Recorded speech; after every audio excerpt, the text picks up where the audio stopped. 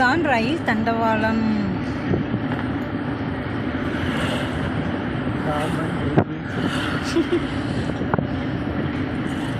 பார்த்துக்கோங்க ஃப்ரெண்ட்ஸ், இதுதான் பாம்பன் பிரிட்ஜ். பழைய பிரிட்ஜ் இல்லை, இது நியூ பிரிட்ஜ். பழைய பிரிட்ஜு இடித்து கேட்டியிருக்காங்க, இப்போ நியூ பிரிட்ஜ் வந்திருக்கு. உங்களுக்கு ஒரு அழகான வியூ ஒன்று கிடச்சிருக்கு பாருங்கள்.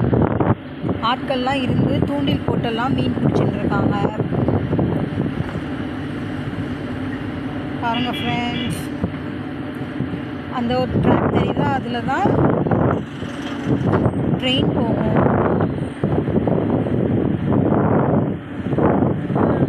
மக்கள்லாம் இருந்து வேடிக்கை பார்ப்பாங்க, மீன்களுக்கு சாப்பாடு கொடுப்பாங்க, விற்கிறாங்க.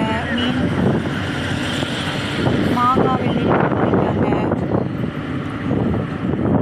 பார்த்துக்கோங்க பாம்பன் பிரிட்ஜ் வியூவை.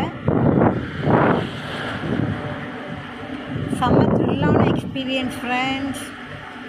நீங்கள் பஸ்ஸில் போகிறத விட ட்ரெயினில் போய் ஒரு நாள் நீங்கள் பார்க்கணும் ஃப்ரெண்ட்ஸ்.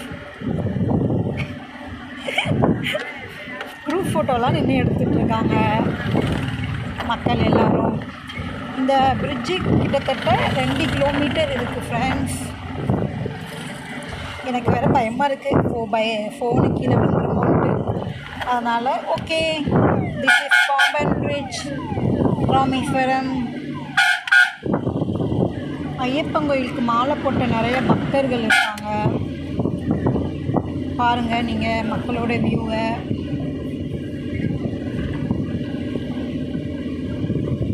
யாரெல்லாம் பாம்பன் பிரிட்ஜு போயிருக்கேன்ட்டு கீழே கமெண்ட் பண்ணுங்கள்.